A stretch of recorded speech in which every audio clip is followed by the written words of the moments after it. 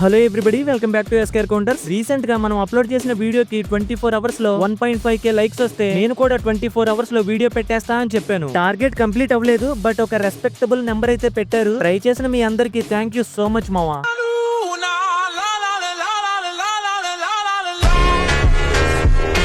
కొత్తగా ఎవరైనా ఈ వీడియో చూస్తున్నట్లయితే నేను దేని గురించి మాట్లాడుతున్నానా అని కన్ఫ్యూజ్ అవ్వద్దు. వర్స్ట్ బిహేవియర్ ఈ సిరీస్ లో పార్ట్ 1 ఆల్రెడీ అప్లోడ్ చేశా. ఈ వీడియో చూసిన తర్వాత ఆ వీడియో కూడా చూడండి. లింక్ డిస్క్రిప్షన్ లో అలాగే ఫస్ట్ కమెంట్ లో ఉంటుంది, చెక్ చేయండి. తీసుకున్న కాన్సెప్ట్ కి పెట్టుకున్న టైటిల్ కి చూసే మీకు ఒక క్లారిటీ వస్తుంది. మరి ఇంకా లేట్ లేకుండా ఈ రోజు ఎపిసోడ్ స్టార్ట్ చేద్దామా?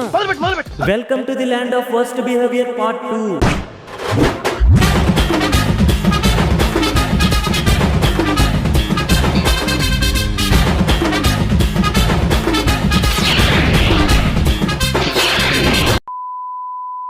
సోషల్ మీడియాలో చాలా మంది ఫేమస్ అవటం కోసం టాలెంట్ చూపిస్తారు లేదా క్రింజ్ చేస్తారు. కానీ ఈయన మాత్రం పూజలు చేస్తాడు, క్రైమ్ చేస్తాడు.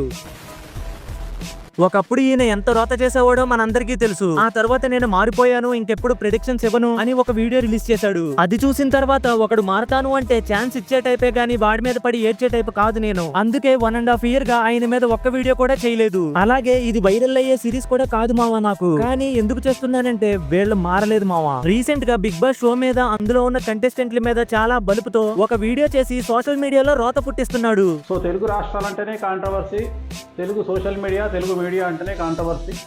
ఎంటైర్ తెలుగు స్టేట్స్ ని, ఎంటైర్ మీడియాని కాంట్రవర్సీ అనే ముద్రేసేస్తాడు. మరి ఇలాంటి కాంట్రవర్సీస్ కి కాంట్రిబ్యూట్ చేసేది మీలాంటోళ్లే కదా. Emotional damage. సోషల్ మీడియాలో కానీ లేదా కొన్ని మెయిన్ స్ట్రీమ్ ఛానల్లో కానీ నేను చూస్తున్నటువంటి విషయం ఏమిటంటే బిగ్ బాస్ తెలుగును బ్యాన్ చేయాలి. కానీ బ్యాన్ చేయాలి అని చెప్పడానికి చాలా మంది చెప్తున్నటువంటి రీజన్స్ ఏంటంటే అలేఖ్య చిట్టి పికిల్స్ రమ్య, దువ్వాడ మాధురి, రీతు చౌదరి ఇలాంటి వారిన బిగ్ బాస్లోకి మీరు తీసుకొచ్చి మాకు చండాలను చూపిస్తున్నారు, మా ఇంట్లో బెడ్రూమ్లో టీవీలో మేము ఇలాంటి చండాలను చూస్తున్నాము అని చెప్పి చెప్తా ఉన్నారు. చాలా మంది విమర్శిస్తా ఉన్నారు, ఈ గొంతు దించుకుంటున్నారు. ఇంకా మరి ఎక్కువగా చెప్పాలంటే కింద పడి గిలగిలా కొట్టుకుంటున్నారు. జనాలు అనుకునే దాంట్లో 1% కూడా నాకైతే తప్పు అనిపించట్లే, ముఖ్యంగా ఈ సీజన్ లో. ఇంతకీ మీరేదో సొల్లు చెప్పడానికి ప్రిపేర్ అయ్యారు కదా, అది స్పీక్ అండి. అసలు అలేఖ్య చిట్టి పికిల్ అనేటువంటి పేరు 2 తెలుగు రాష్ట్రాలలో ఎవరికన్నా తెలుసా?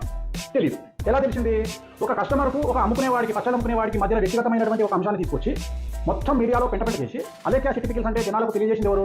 సదరు వ్యక్తులు. మ్యాటర్ ఏంటంటే మావా, అలేఖ్య చిట్టి పికిల్స్ రమ్య, దివ్వెల మాధురి వీళ్ళ గురించి 2 తెలుగు రాష్ట్రాల్లో ఉన్న వాళ్ళందరికీ తెలుసు. వీళ్ళు ఏం చేశారనేది, ఎలా ఫేమస్ అయ్యారు అనేది. కానీ ఇతని ప్రాబ్లం ఏంటంటే వాళ్ళ మీద వీడియోలు చేసిన వాళ్ళని, ఆ న్యూస్ ని టెలికాస్ట్ చేసిన ఎంటైర్ మీడియాని బ్లేమ్ చేస్తున్నాడు. తీసుకొచ్చి అది రంగు బొంకు అంటూ టీవీలలో చూపించి టైంపాస్ 2-3 నెలలు టైంపాస్ చేసింది ఎవరు? సదరు వ్యక్తులు. అంటే అలేఖ్య చిట్టి పికిల్స్ రమ్య ఏ కస్టమర్ ని తిట్టలేదు, అదొక ఫేక్ న్యూస్. అలాగే దివ్వెల మాధురి, దువ్వాడ శ్రీను కూడా ఎటువంటి సంబంధం లేదు, ఇది కూడా ఒక ఫేక్ న్యూస్ అని మీరు చెప్తున్నారా? అంటే ఇండైరెక్ట్ గా వాళ్ళు ఏ తప్పు చేయలేదని సపోర్ట్ చేస్తున్నాడు మావా. నిజంగానే జరిగింది. రీతు చౌదరిని తీసుకొచ్చి కొన్ని 100 కోట్ల రూపాయలు ఉన్నాయని చెప్పి పెంట చేసి తీసుకొచ్చి పెట్టుకుంది ఎవరు? సదరు వ్యక్తులు.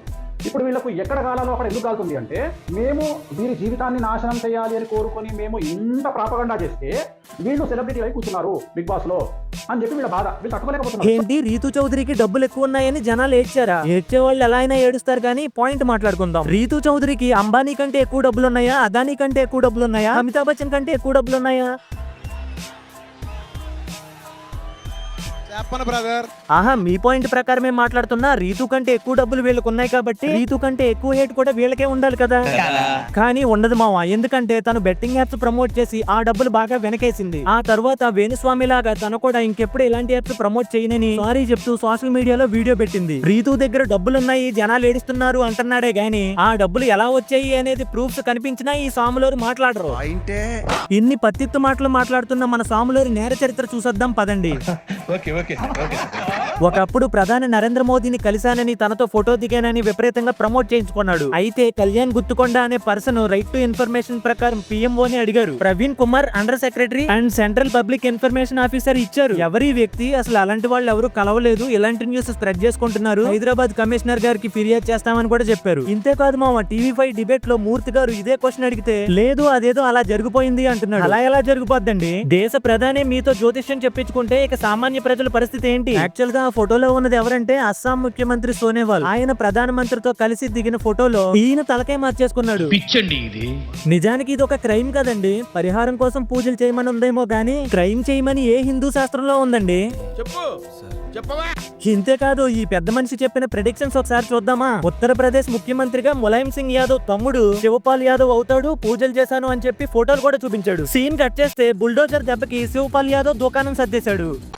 ఆ తర్వాత ప్రధాని నరేంద్ర మోదీకి ప్రాణగండ ఉంది, పోతాడు అన్నట్టు చెప్పాడు. ఏం మాట్లాడుతున్నారు సార్? ఆయన ప్రధాని. టైం బాగోకపోతే ఎవరికి ఏం జరుగుద్దో ఎవరని చెప్పలేం, అది వేరే విషయం. కానీ పబ్లిక్ డొమైన్ లో ఏంటి పిచ్చివాగుడు? ఎందుకు ప్యానిక్ చేస్తున్నావు? అని ఎవరికైనా చూపించండి రా, వదిలేయకండి బాబు అని. అలాగా 2018లో ఏపీకి చంద్రబాబు, తెలంగాణకి కేసీఆర్ సీఎంలుగా ఉన్నారు. అప్పుడు ఈ పెద్ద మనిషి ఒక సీఎం చనిపోతారని ఇంకో సీఎం కి పదవీ గండం ఉందని చెప్పాడు. పాయింట్ నెంబర్ 1, పాలిటిక్స్ లో గెలిపోవటంలు అనేవి సహజమే. మరి ఇందులో నువ్వేంటి చెప్పేది నా లవడా?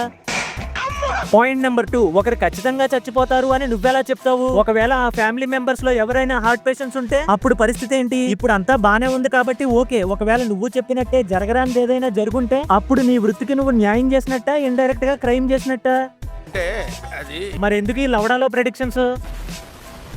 ఇక 2023లో బీఆర్ఎస్ అధికారంలోకి వస్తుంది. కేటీఆర్ సీఎం, రాసి పెట్టుకోండి అన్నాడు. 23లో కేసీఆర్ గారి పార్టీ టీఆర్ఎస్ అనేది గెలిస్తే రాసి పెట్టుకోండి, కాబోయే ముఖ్యమంత్రి కేటీఆర్, డైరెక్ట్ సీఎం కేసీఆర్ గారు సీఎం గారు. ఆ తర్వాత ఏం జరిగిందో మీకు తెలుసు. ఇక 2024లో అయితే జగనే సీఎం, 100 సార్లు రాసి పెట్టుకోండి అని చించుకున్నాడు. సార్లు చెప్పినాము, నేనైతే జగన్ అని చెప్పిన. చూసే వాళ్ళందరికీ చెప్పదలుచుకున్నా, చంద్రబాబు నాయుడు పుష్యమి నక్షత్రం, కళ్యాణ్ ఉత్తరాషాఢ నక్షత్రం, జగన్మోహన్ రెడ్డి ఆరుద్ర నక్షత్రం. సో పుష్యమి. నిజానికి ఈ క్లిప్ చూసిన తర్వాత ఇతనికి ఏం నాలెడ్జ్ లేదని, ఇతను ఒక ఫేక్ జ్యోతిష్కుడని మీకు అర్థమైపోవాలి. ఎందుకంటే ఒకవేళ జగన్ ఓడిపోయినా సరే టఫ్ కాంపిటీషన్ ఇస్తాడు అనుకున్నారు. కానీ విచిత్రంగా 11కి పడిపోయారు మనోడు కాంట్రిబ్యూషన్ తో. చంద్రబాబు నాయుడు గారు గెలవరు అంటే ఆయనే సీఎం అయ్యాడు. పవన్ కళ్యాణ్ కి రాజయోగం లేదు అంటే ఇప్పుడు ఆయనే డిప్యూటీ సీఎం అయ్యారు. ఇక ప్రభాస్ విషయానికి వస్తే ఆయన సినీ కెరీర్ ఖతం అయిపోయింది, ఆయన సినిమాలు ఇంకా ఆడవు అని చెప్పాడు. సీన్ కట్ చేస్తే కల్కి, సలార్లతో సూపర్ హిట్లు కొట్టాడు. రీసెంట్ గానే స్పిరిట్ టీజర్ లో చూసా ఇండియాస్ బిగ్గెస్ట్ సూపర్ స్టార్ అనే ట్యాగ్ సంపాదించుకున్నాడు. ఇప్పుడు ఎక్కడ కొట్టాలరా నిన్ను? కొట్టకుండా పనే మార్గం లేదా? అబ్బో, ఈయన గారి గురించి చెప్పుకుంటూ పోతే చాలానే ఉంటది. సో జైలు వాళ్ళందరూ సీఎం అవుతారు కాబట్టి అల్లు అర్జున్ కూడా సీఎం ఉంది. ఆమె జాతకంలో ప్రజెంట్ మంచి యోగం ఉంది కాబట్టి ఇప్పుడు ఆమె అపరాండ్ అయింది. తుది సమరంలో హైదరాబాద్ ను 8 వికెట్ల తేడాతో చిత్తుగా ఓడి అమ్మాయి పుట్టింది ఈ రోజు తెల్లవారుజామున 1:46 పునర్వసు నక్షత్రం. శోభితా ధూళిపాలది ధనుసు రాశి, అలాగే నాగచైతన్యది కర్కాటక రాశి. పాల జాతకాన్ని విశ్లేషిస్తే ఇద్దరి జాతకాల్లో కూడా శని దృష్టి అనేటువంటిది కుజుడి మీద ఉంది. నా పేరు వేణుస్వామి, నేను జ్యోతిష్యం చెప్పేయని తప్పులు నేను ఆల్రెడీ ఇతని మీద 3 వీడియోస్ చేశా, చాలా ఇన్ఫర్మేషన్ గ్యాదర్ చేసి పెట్టాను. అందులో ఆ ప్లేలిస్ట్ లింక్ డిస్క్రిప్షన్ లో ఉంటది, కావాలంటే వెళ్ళి చూడండి. నిజానికి ఇతను హిందూ ముసుగులో బతికేస్తున్న ఒక దొంగ బాబా. ఇక్కడ అప్రిషియేట్ చేయాల్సిన విషయం ఏంటంటే హిందూ మత పెద్దలే ఇతని బాగోతాల గురించి తెలుసుకున్నారు. అందుకే కామాఖ్యమ్మ టెంపుల్లో మెడపెట్టి బయటకు గెంటేశారు. నగ్న పూజల స్వామి నగ్న స్వరూపం బయటపడింది. యోని పూజలు, నగ్న పూజలు, చేతబడుల పేరుతో ఎందరినో బురిడి కొట్టించి హైఫై స్వామిగా సమాజంలో చలామణి అవుతున్న వేణుస్వామిని అస్సాంలో కామాఖ్య ఆలయంలో పూజారులు అడ్డుకున్నారు. స్పేస్ లోకి 100 రాకెట్లు పంపిస్తే అందులో 10 ఫెయిల్ అయినట్టు నేను చెప్పే ప్రెడిక్షన్స్ లో కొన్ని ఫెయిల్ అవుతాయని సమర్థించుకుంటాడు. కానీ నిజానికి ఇతని ప్రెడిక్షన్స్ లో 100లో 99 ఫెయిల్యూర్సే ఉంటాయి. ఆ ఒకటైనా పాస్ అయింది కదా అనుకోకండి, చీకట్లో తగిలే బాణం లాంటిది అది. అట్లా అనిపిస్తుందా అనుకున్నా, నీకు కూడా అట్లనే అనిపిస్తుందా? ఐపీఎల్ లో ఎస్ఆర్హెచ్ కప్పు కొట్టిద్ది అన్నాడు. మాట్లాడమంటావా నీ క్రికెట్ ప్రెడిక్షన్స్ గురించి? డీప్ గా ఏళ్లకు ఖచ్చితంగా అందమైన అమ్మాయికి భర్త ఉంటాడు. 100 మందిని తీసుకుంటే 98 మంది అమ్మాయిలకు అయితే వాడు పని చేయడం అవుతాడు, లేకపోతే ఈమె సొమ్ము తినటోడు అవుతాడు, లేకపోతే డివోర్స్ అవుతుంది ఖచ్చితంగా. సో వాళ్ళకి అది శాపం కాబట్టి దాని గురించి మనం మాట్లాడుకోవడం లేదు. అది టాప్ హీరోయిన్ తీసుకున్నా సరే, ఎవరిని తీసుకున్నా సరే వాళ్ళకు అందమైన అమ్మాయిలకు మొగడు అనేవాడు ఉండడు. ఎందుకు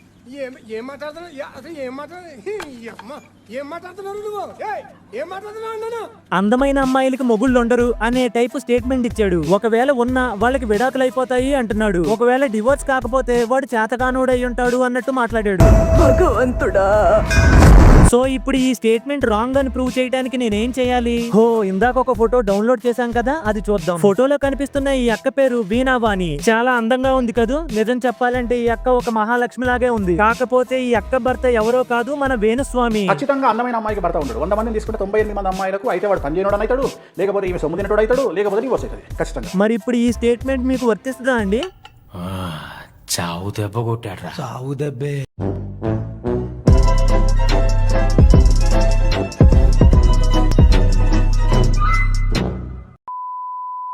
చూడండి వేణుస్వామి గారు, మీ మీద నాకు పగ, కోపం, ద్వేషం ఏమీ లేదు. మీరు విన్నది కరెక్టే, నిజంగానే ఏమీ లేదు. అందుకనే 1.5 year గా నేను మీ మీద వీడియో కూడా చేయలేదు. మధ్యలో మీరు TV5 మూర్తి గారి మీద ఒక అలిగేషన్ వేసినా సరే, దాని మీద నాకు వీడియో చేసే స్కోప్ ఉన్నా సరే, ఆ టైంలో ఆ టాపిక్ కి రీచ్ ఉన్నా సరే నేను చేయలేదు. ఎందుకంటే మీరు మారతారేమో, ఈ అక్క మిమ్మల్ని మార్చుతుందేమో అని అనుకున్నాను. ఇప్పుడు కూడా నేను చేసే వీడియోలో ప్రూఫ్స్ పెట్టి మాట్లాడుతున్నాను. బట్ మీరు మాత్రం కాబట్టి ఎట్టి పరిస్థితులలో ఈ ట్రోలింగ్కు, ఈ మీమ్స్కు, ఈ సోషల్ మీడియాలో కానీ మెయిన్ స్ట్రీమ్ మీడియాలో కానీ ఇప్పుడు భయపడకండి. ధైర్యంగా ముందుకెళ్ళండి. ఎక్కడో దగ్గర బిగ్ బాస్ లో కనిపించండి. ఓం నమో వెంకటేష్. అలేఖ్య చిట్టి పికిల్స్ రైట్ అంటారు, దువ్వాడు మాదిరి కూడా రైట్ అంటారు. జనాలు ఎలానే ఏడుస్తారు, మీరు మాత్రం ఏదో ఒకటి చేసి ఫేమస్ అయిపోండి, డబ్బులు బాగా సంపాదించుకోండి, బిగ్ బాస్ కి పోండి. ఇదా మీరు ఇండైరెక్ట్ గా బోర్డు మీద లెక్కలేసి మరీ చూపిస్తుంది. అయిందేదో అయింది కానీ ఇక నుంచి అయినా మారండి. మా రీసెంట్ వీడియోలో ఒక స్పెషల్ సెగ్మెంట్ ఉందని చెప్పాను కదా, ఆ వీడియోని థ్యాంక్స్ నమస్తేలో అప్లోడ్ చేశాను. లింక్ డిస్క్రిప్షన్ లో అలాగే పిన్నిడ్ కామెంట్ లో ఉంటుంది, ఒకసారి చెక్ చేయండి.